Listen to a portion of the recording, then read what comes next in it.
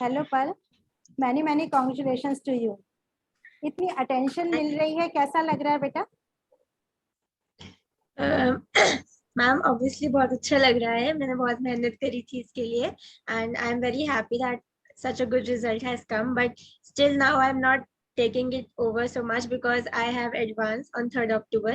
So अभी मैं उसके लिए अच्छे से प्रिपेयर कर रही हूँ, तो 3rd October एडवांस हो जाए उसके बाद हम अच्छे से सेलिब्रेट करेंगे। ये तो बहुत अच्छी बात है। तुम्हारे बारे में जितना पढ़ा था उससे ऐसा लगा कि तुम पहले से श्योर थी कि 100% तो आएगा ही, ऐसा था क्या? मैम मैंने जैसे जब मैंने फेब्रुवरी अटेम्प्ट दिया था तो तब मेरी 99.988 थी और मैं यूपी टॉपर थी तब। पर फिर भी मुझे लगा था कि नहीं, मैं कर सकती हूँ, मैं 100% ला सकती हूँ। तो फिर मैंने जुलाई वाला अटेम्प्ट दिया था, तो फिर वो मैंने इसलिए ही दिया था क्योंकि मुझे इसमें 100% लानी थी। So then I got 100% and when I got it so then I was sure that I will be getting rank 1 और maybe 2। So it was quite planned. और तुम्हारा टाइम टेबल कैसा रहता था इसके लिए? मैम टाइम टेबल मैंने कोई ऐसे फिक्स स्केड्यूल नहीं बनाया था क्योंकि फिर मैं ऐसे रिस्ट्रिक्ट हो जाती हूँ। पर जब मैं पढ़ती हूँ तो मुझे अगर कोई एक सब्जेक्ट बहुत अच्छा लग रहा है तो फिर मैं उसको बहुत देर तक पढ़ना मुझे उसको अच्छा लगता है, उसके अंदर पूरा अच्छे से डीप जाना अच्छा लगता है। तो मैंने फिक्स स्केड्यूल नहीं बनाया था। पर हाँ, मैं मतलब दिन में 10-12 घंटे पढ़ लेती हूँ। मतलब टाइम वेस्ट नहीं करती हूँ, सुबह उठते ही सीधा पढ़ने बैठ जाती हूँ और उसके बाद पूरे दिन बस पढ़ना रहता है। तो बस ये रहता था कि पूरे दिन लगातार चलती रहती थी पढ़ाई और इसलिए 2 साल लगातार मेहनत करी तो फिर इसलिए आया अच्छा रिजल्ट। ये तो बहुत अच्छी बात है, तुम्हारी मेहनत का फल तुम्हें मिला है। लेकिन कुछ तो डिस्ट्रैक्शन होता होगा, उस समय क्या करती होगी? मैम डिस्ट्रैक्शंस नहीं होते थे क्योंकि मेरे पास फोन नहीं है अपना और घर में टीवी भी बंद है अभी।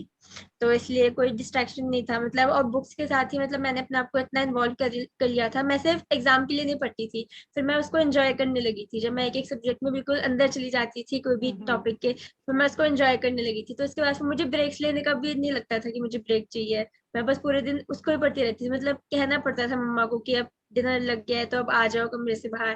तो डिस्ट्रैक्शंस नहीं होते थे बल्कि उसको एंजॉय करती थी मैं। That's good. आगे के प्लान क्या है तुम्हारे? मैम मुझे बचपन से एस्ट्रोनॉट बनना है, तो मैं अब उसी के लिए आगे तैयारी करूंगी। और वैसे एस्ट्रोनॉट के लिए कोई ऐसा फिक्स स्ट्रीम नहीं है कोई। तो मैं एस्ट्रोफिजिक्स में जाना चाहती हूँ आगे वैसे। तो भी मैं एस्ट्रोफिजिक्स पढ़ने के लिए या तो मैं आईएससी बैंगलोर ज्वाइन करूंगी, वहां से मुझे ऑलरेडी एडमिशन ऑफर मिला हुआ है। तो या तो मैं आईएससी बैंगलोर ज्वाइन करूंगी या फिर मैं भी एडवांस दे रही हूँ, तो एडवांस में मेरी अच्छी रैंक आ जाती है तो प्रॉबेबली मैं IIT Bombay engineering physics join कर सकती हूँ। और आगे एस्ट्रोनॉट के लिए जो भी पायलट ट्रेनिंग वगैरह है वो साथ साथ देख करूंगी। ये तो बहुत अच्छी बात है, तुम्हारी प्लानिंग्स बहुत अच्छी हैं। पर पहली बार ऐसा कब लगा कि तुम्हें एस्ट्रोनॉट ही बनना है? मैम मुझे बचपन से ही था मतलब जब मैं 1-2 साल की थी मतलब मुझे शुरू से स्काई देखना रात को मुझे बहुत फैसिनेटिंग लगता था।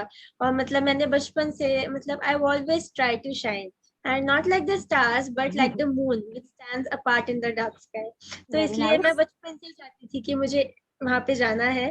और इसलिए मैंने अभी तक वो ड्रीम अपना जिंदा रखा है और मैं आगे इसी को पूरा करूँ। Very good. पर इतनी पढ़ाई करके इंडिया में ही रहोगी या आगे फॉरेन जाओगी, या फर्दर स्टडीज के लिए या जॉब के लिए? मैम जॉब तो मैं इसरो में ही करना चाहती हूँ। पर क्योंकि यहाँ पे अभी एस्ट्रोनॉट प्रोग्राम अभी शुरू हो रहे हैं मतलब अभी next year first human space program यहाँ से जाएगा। तो इसलिए अभी यहाँ पे इतना ज्यादा नहीं है। और अगर है भी तो ISRO is taking people from the Indian Air Force because they are good pilots. तो इसलिए अभी तो इंडिया में टाइम है। तो टिल देन जब तक मेरी पढ़ाई होती है सो आई होप कि इंडिया में अच्छे से स्टैब्लिश हो गए होंगे ह्यूमन स्पेस मिशन, तो फिर मैं इसरो में ही काम करना चाहूंगी। हाँ, पर पढ़ाई के लिए मोस्ट प्रोबेबली मैं बाहर जाऊंगी क्योंकि यहाँ पर एस्ट्रोफिजिक्स इतना ज्यादा नहीं है, ना स्कोप नहीं है एस्ट्रोफिजिक्स का। So I will be probably for master or PhD I will be going abroad. तो all the best for your future. तुम्हारी मम्मी की भी Thank you. बहुत इसमें हेल्प रही होगी, तो क्यों ना थोड़ी सी बातें तुम्हारी मम्मी से भी कर ली जाए। आइए Yes, राखी ma'am. जी, Sure. आपका भी बहुत बहुत स्वागत है और बहुत बहुत बधाई। आपकी बेटी ने Sure. इतना अच्छा स्कोर किया है। आपकी मेहनत तो जरूर रही होगी इसके पीछे। अ, जी मैम, बस मेहनत से ज्यादा कह लीजिए कि प्लानिंग और समर्पण मेन चीज थी। कि हमारी प्लानिंग, कहते हैं ना, अगर प्लानिंग अच्छी होती है तो 90% चीजें अपने आप हो जाती हैं। प्लानिंग बहुत ज्यादा जरूरी है।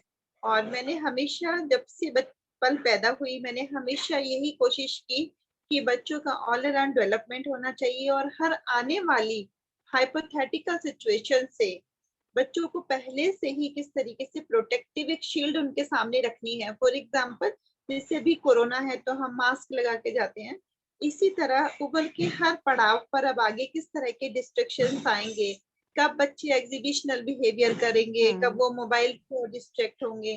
तो बिकॉज आई एम काउंसलर और आई एम साइकोलॉजिस्ट, तो आने वाली हर हाइपोथेटिकल सिचुएशन के लिए मैंने पहले से ही बच्चों का माइंड सेट किया कि अभी आगे आगे इस तरह के डिस्ट्रैक्शंस आएंगे तो आपको उसमें कैसे डील करना है और कैसे अपनी पढ़ाई पे फोकस करना है।